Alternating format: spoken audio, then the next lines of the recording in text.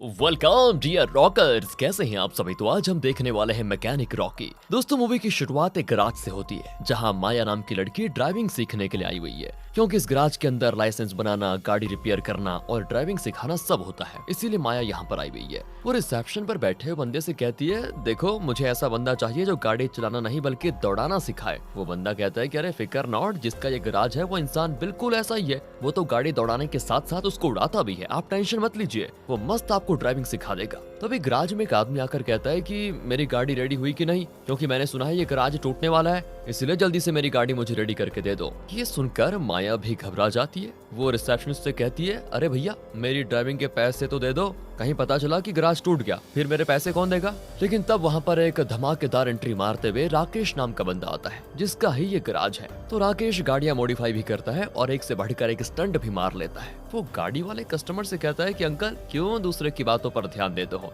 ये गराज मेरे दादाजी ने शुरू किया था और मेरे जिंदा होते हुए तो ये गराज कभी टूटेगा नहीं। उसके बाद राकेश माया से प्रूफ लेकर उसका नाम रजिस्टर कर देता है ताकि लाइसेंस के लिए अप्लाई कर पाए। और फिर राकेश माया को ड्राइविंग सिखाने के लिए अपनी सबसे खास गाड़ी में बैठाता है और धीरे धीरे करते हुए उसे गाड़ी चलाना सिखाता है। तभी राकेश को उसके दोस्त का फोन आता है। वो कहता है कि यार सुन, बैंक से कोई बंदा नहीं आ रहा, लगता है बैंक में जाकर ही रिक्वेस्ट करनी पड़ेगी, तो तू चिंता मत कर, मैं बैंक से होकर आ जाता हूँ, फिर बताता हूँ कि क्या जवाब दिया उन्होंने। माया राकेश से कहती है, अरे सच सच कहना, ये गराज टूटने वाला है या फिर नहीं। मुझे लगता है उसके लोन के लिए ही तुम कुछ अप्लाई कर रहे हो, है ना, ताकि जिस भी कारण से गराज टूटेगा तुम उसको रोक सको, यही है ना तुम्हारा प्लान। इस पर राकेश कहता है कि आपकी बात कुछ हद तक तो सही है, लेकिन मैं आपको सारी चीजें डिटेल में बताता हूँ कि असल में मेरे गराज के साथ प्रॉब्लम क्या हुई है, सुनिए। अब ड्राइविंग सिखाते हुए राकेश माया को अपने दादाजी की कहानी बताने लगता है। इसके बाद मूवी राकेश के दादाजी के समय पर मुड़ जाती है। राकेश के दादाजी बड़े स्ट्रेट फॉरवर्ड इंसान थे, उनको जो सही लगता है वो सीधे कह देते थे। तो एक बार उनके दोस्त को बेटा हुआ, तो वो दोस्त राकेश के दादाजी के पास अपने बेटे को दिखाने के लिए आया। बड़ा ही खुश था वो, क्योंकि आज कई सालों के बाद उसका वारिस जो आया था।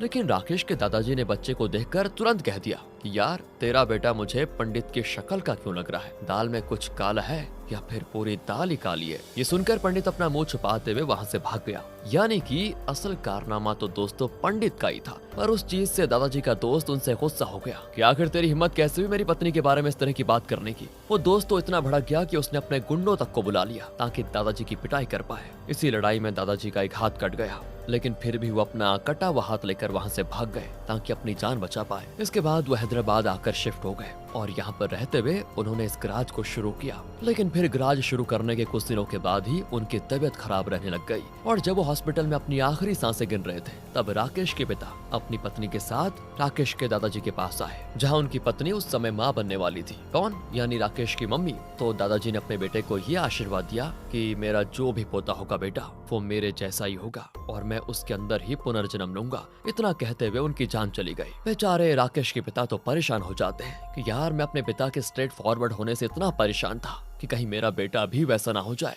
तो अब जब पापा ने कह दिया कि मैं तुम्हारे बेटे के रूप में आऊंगा तो इसे कैसे झेलूंगा मैं। राकेश के पिता को जिस बात का डर था वही हुआ। राकेश के पैदा होते ही उसकी माँ तो बेचारी मर गई, लेकिन जैसे जैसे राकेश बड़ा हुआ वो बिल्कुल अपने दादाजी के रंग में ढल गया। जो मन में आया वो सीधे कह दिया, अब चाहे सामने वाले को बुरा लगे या अच्छा लगे। इसी वजह से वो कई बार मार भी खा चुका है। पढ़ाई तो उससे दूर दूर तक कोई वास्ता नहीं रखती, लेकिन मस्ती करने वो जरूर कॉलेज पहुंच जाता है। कॉलेज में उसका सबसे अच्छा दोस्त शेखर नाम का लड़का है, जो कि एक अच्छा क्रिकेटर बनना चाहता है। शेखर के पिता का भी देहांत हो चुका है, इसलिए घर की सारी जिम्मेदारी उसके सर पर आ गई है। घर चलाना इतना मुश्किल हो गया है कि उसके पास क्रिकेट किट खरीदने के भी ढंग के पैसे नहीं होते। ऐसे एक दिन शेखर राजेश को अपनी बहन प्रिया से मिलवाता है, जो खुद भी उसी कॉलेज में सिविल इंजीनियरिंग कर रही होती है। बस दोस्तों, उसको देखते राकेश प्रिया का दीवाना हो जाता है। प्रिया भी राकेश को पसंद करने लग जाती है। अब ऐसे एक दिन शेखर जब क्रिकेट किट के लिए बहुत परेशान बैठा होता है, तब राकेश उसे अपने साथ लाइब्रेरी लेकर आता है और अच्छी वाली किताबें चुरा लेता है वहाँ से, ताकि सेकंड हैंड में बेचकर किट खरीदने का बंदोबस्त हो जाए। बताओ, अब शेखर ये करना तो नहीं चाहता था, लेकिन फिर भी वो मान जाता है। लेकिन दोनों की फूटी किस्मत टीचर वगैरह नहीं,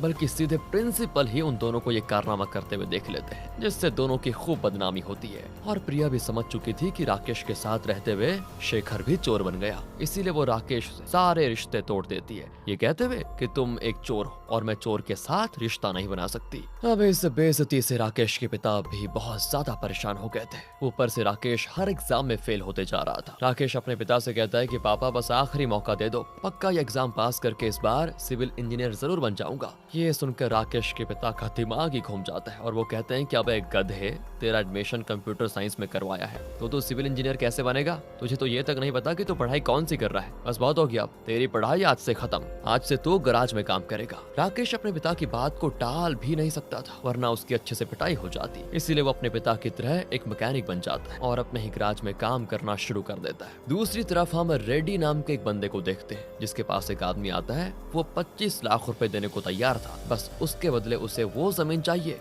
जिस पर गराज बना हुआ है, ताकि वहाँ पर वो एक बिल्डिंग बना पाए। लेकिन उसको प्रॉब्लम ये हो रही थी कि राकेश और उसके पिता वो जमीन बेचना ही नहीं चाहते थे। तो उस आदमी ने रेड्डी जैसे गुंडे का सहारा लिया ताकि गराज की जमीन उसको मिल जाए, जिस पर रेड्डी मान जाता है क्योंकि उसे पैसे मिल रहे थे और वो तुरंत अपने गुंडों को गराज भेज देता है ताकि वो उस गराज को तोड़ फोड़ कर पूरी तरह से बर्बाद कर दे। लेकिन होता यह है, उनके गराज में कदम रखते ही राकेश उनके धुलाई करना शुरू कर देता है। सारे गुंडों को इतना मारता है ना कि वो कभी गराज पर नजर नहीं मारेंगे। अब गुंडों से राकेश को पता चलता है कि इन्हें रेड्डी ने भेजा है, इसलिए राकेश रेड्डी के पास पहुंच जाता है और उसे धमकाते हुए कहता है कि इस बार सिर्फ गुंडों की धुलाई की है, अगली बार गाड़ियों की तरह तुम्हें भी रिपेयर कर दूंगा, समझे? इसलिए आज के बाद किसी को भी मेरे गराज पर भेजना भी मत, नहीं तो अपने अंतिम संस्कार के लिए तैयार रहना। इतना कहने के बाद राकेश वहां से चला आता है। दूसरी तरफ प्रिया पढ़ाई के बाद नौकरी करने आती है, लेकिन उसके पास ना कार होती है ना स्कूटी, इसलिए अक्सर काम पर पहुंचने में उसको देरी हो जाती है। इसलिए उसका बॉस उससे कहता है कि देखो, हम दोनों का घर पास ही में है, वैसे भी मुझे मेरे ड्राइवर पर भरोसा नहीं,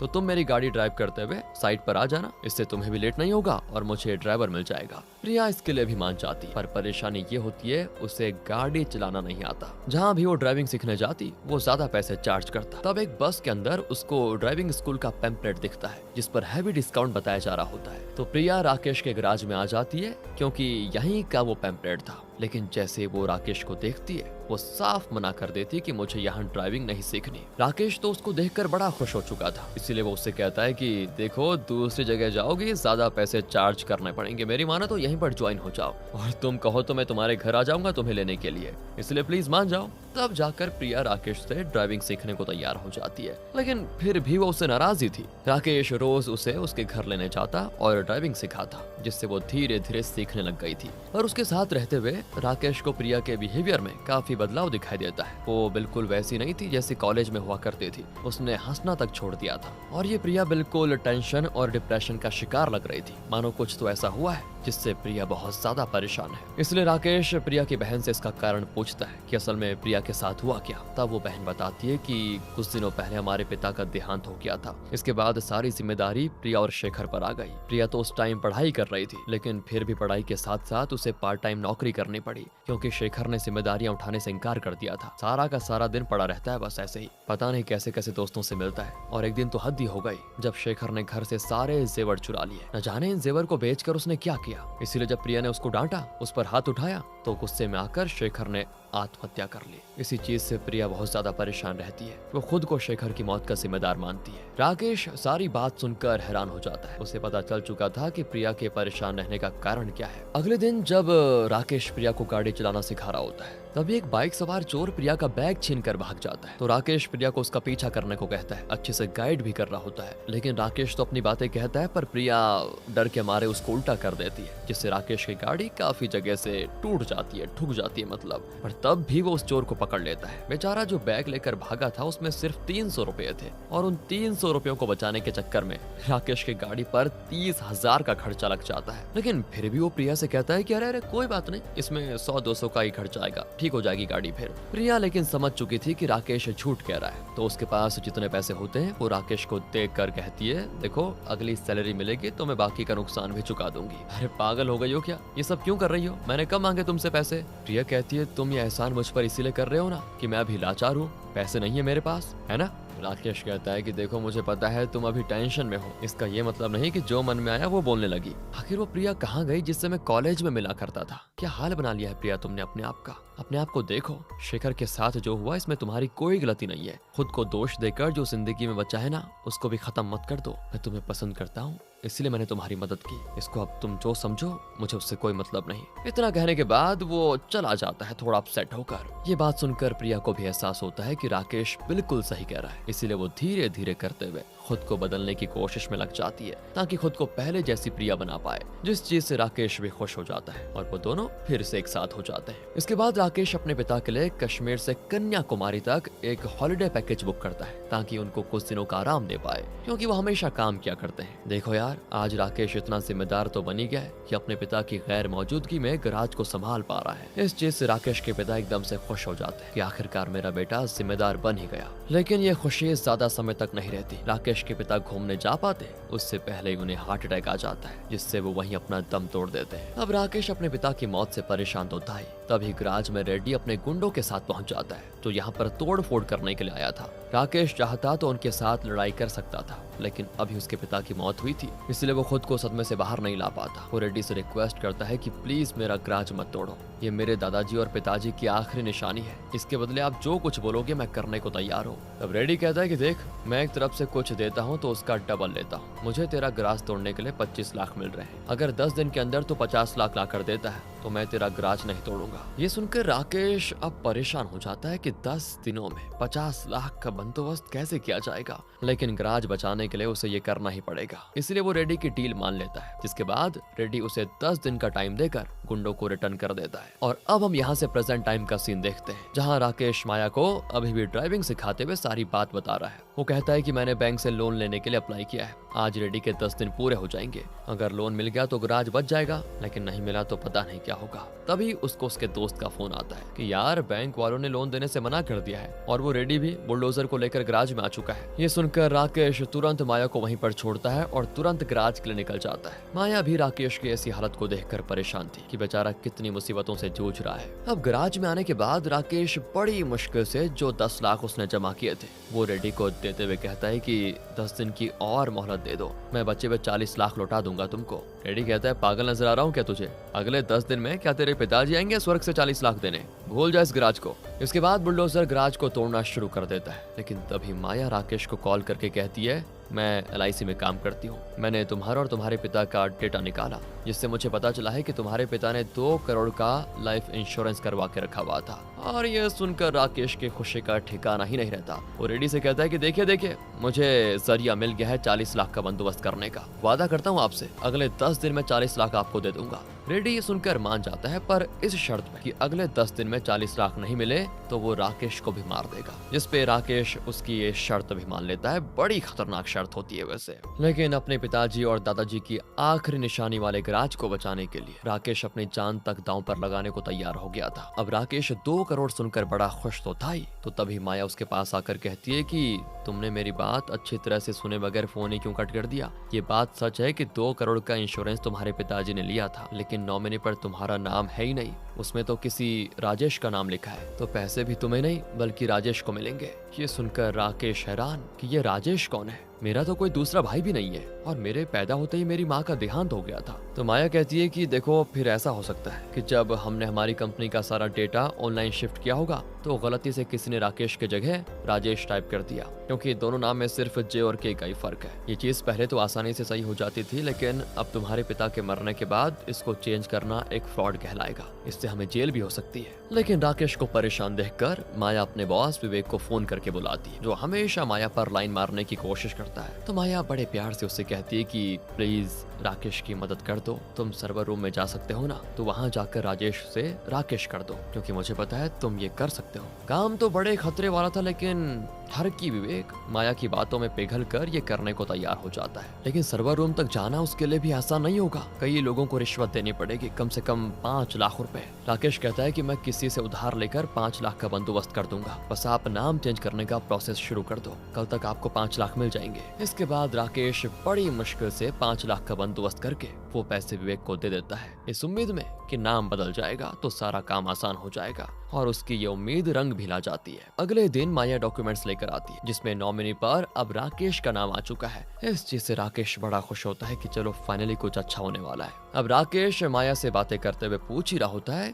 कि पैसे कब तक मिल सकते हैं। तभी वहाँ पर एक पुलिस वाला पहुंच जाता है, जिसको पता चल चुका था कि यहाँ पर फ्रॉड हुआ है, बिना किसी को बताए सर्वर से नाम बदलवाया गया है। इसलिए वो राकेश, माया और विवेक तीनों को पकड़ने के लिए आया होता है। इस चीज से तीनों की हालत खराब हो जाती है, उन्हें समझ नहीं आता कि अब क्या करें। ऑफिसर कहता है कि तुम तीनों ने इतना बड़ा कांड किया है कि कम से कम 7 साल की जेल होगी, तो बस जेल जाने के लिए तैयार हो जाओ। लेकिन माया कहती है कि देखो, अगर तुम सच्चे पुलिस वाले होते तो अकेले मिलने नहीं आते, सीधे अरेस्ट करके जेल लेकर जाते। यहाँ आए हो तो मतलब रिश्वत चाहिए, बताओ कितना लोगे। ऑफिसर कहता है कि वाह, बड़ा सही दिमाग लगाया तुमने। वैसे ये इंश्योरेंस के पैसे 2 करोड़ है ना, तो मुझे इसका 20% चाहिए, यानी कि 40 लाख। 7 दिन के अंदर ये 40 लाख नहीं मिले तो सीधे जेल जाओगे। राकेश परेशान कि यार 40 लाख मेरे पास होते तो मैं सीधे रेडी को नहीं दे देता क्या, अब क्या करूं। दोनों तरफ से फंस गए। माया राकेश से कहती है देखो, इसमें मेरी भी गलती है, मैंने ही तुम्हें इस फ्रॉड के बारे में बताया। मैं पर्सनल लोन लेकर 20 लाख का अरेंजमेंट कर सकती हूँ और फिर 2 करोड़ मिलने के बाद वो 20 लाख मुझे दे देना,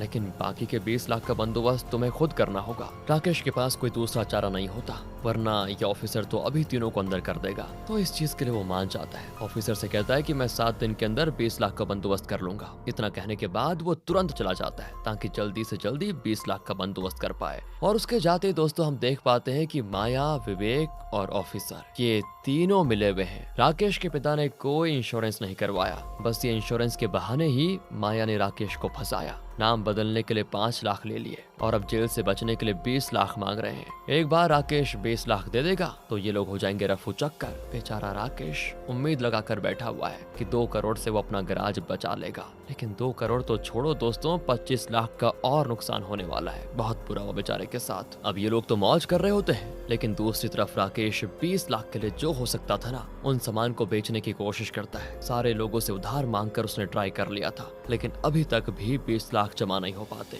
ऊपर से डेली ऑफिसर तो कभी माया आकर राकेश को बोल कर जाते हैं कि अरे 7 दिन होने वाले हैं, क्या कर रहे हो, पैसों का बंदोबस्त कर लो वरना मुसीबत हो जाएगी। दूसरी ओर न्यूज़पेपर में राकेश ने अपने पिता की मृत्यु के बारे में प्रिंट करवाया था, जिसको एक आदमी ट्रेन में बैठे हुए जैसे ही देखता है ना, उसके होश उड़ जाते हैं, क्योंकि वो आदमी कोई और नहीं बल्कि राकेश के पिता हैं दोस्तों। वो अपनी मृत्यु के बारे में न्यूज़पेपर में पढ़कर दंग रह जाते हैं, जबकि वो तो जिंदा है और आराम से कश्मीर और कन्याकुमारी घूमकर रिटर्न आ गए हैं। ये न्यूज़पेपर देखकर वो तुरंत गराज आ जाते हैं और राकेश को थप्पड़ मारते हुए कहते हैं कि बेवकूफ लड़के, मुझे जिंदा ही मार दिया तूने, ये सब क्या नाटक चल रहा है। उनको जब वहाँ पर 2 करोड़ के इंश्योरेंस का डॉक्यूमेंट दिखा देता है तो उनको लगता है सदमा कि नालायक, मुझे नकली का मार कर मेरे नाम से इंश्योरेंस का फ्रॉड कर रहा है, ये सब सिखाया क्या मैंने तुझे। राकेश कहता है कि पापा आप नहीं समझ रहे हैं, मैं आपको सारी चीजें डिटेल में समझाता हूँ। तो दोस्तों जिस राकेश को हम भोला भाला समझ रहे थे कि बेचारे राकेश के साथ ऐसा कर रहे हैं ये लोग कौन कौन, माया, विवेक और वो ऑफिसर,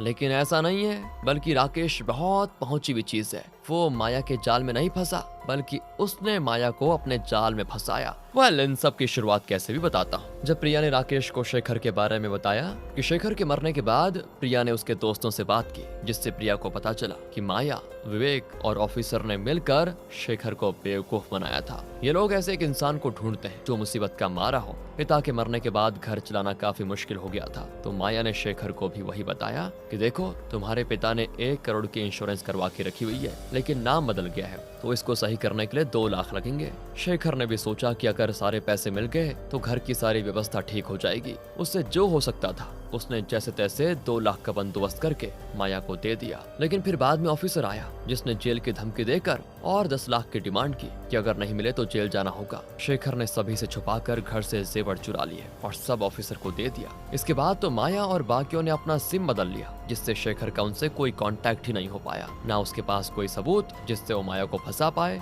क्रिकेट का एक बेहतरीन खिलाड़ी इन सब चीजों की वजह से डिप्रेशन का शिकार हो गया। और जब घर पर पता चला कि शेखर ने जेवर चुराए, तो प्रिया को लगा कि शेखर ने बुरी चीजों में सारे पैसे उड़ा दिए, इसलिए उसने शेखर को डांट दिया। और शेखर तो ऑलरेडी डिप्रेशन का शिकार हो गया था, ये चीजें उससे बर्दाश्त नहीं हुई, इसलिए बेचारे ने आत्महत्या कर ली। इसके बाद तो राकेश और प्रिया ने पुलिस से भी इसकी शिकायत की।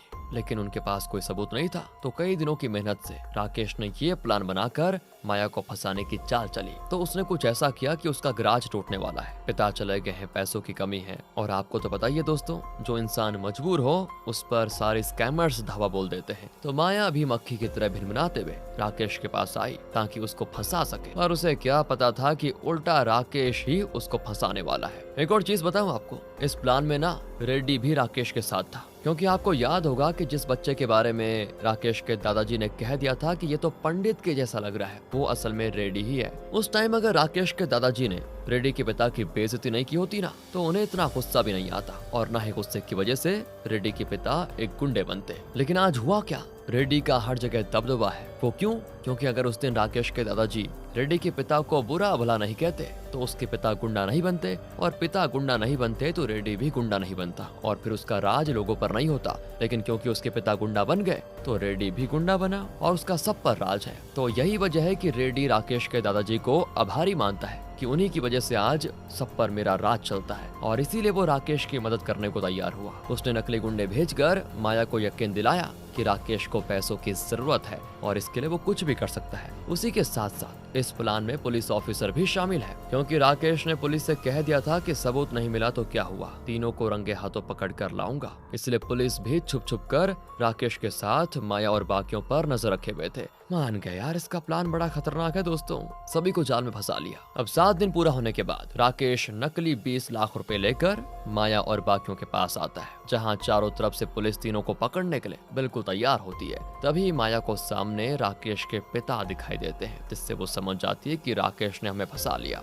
इसके पिता मरे नहीं है। इसलिए वो तीनों वहां से भागने लगते हैं, जिनके पीछे राकेश और पुलिस वाले पड़ जाते हैं। राकेश था ही एक बढ़िया राइडर, कमाल के तरीके से गाड़ी भगाते हुए तीनों को पकड़कर सीधे कर देता है पुलिस के हवाले, जहां कोर्ट तीनों को 10 साल की सजा सुनाती है। और तब जेल जाने से पहले राकेश माया के पास आकर कहता है कि एक हेल्थ इंश्योरेंस करवा लो, क्या पता जेल में तबीयत खराब हो जाए, और हाँ याद से नॉमिनी की स्पेलिंग देख लेना, वरना कहीं तुम्हारे साथ फ्रॉड ना हो जाए। कमाल का सीन है दोस्तों, मजा आ गया। इसको देखकर मूवी हो जाती है खत्म। बाकी अगर आपको वीडियो अच्छी लगी हो, स्टोरी अच्छी लगी हो, एक्सप्लेनेशन अच्छा लगा हो तो लाइक कीजिए, चैनल को सब्सक्राइब, ध्यान रखेगा अपना, and finally thanks for watching.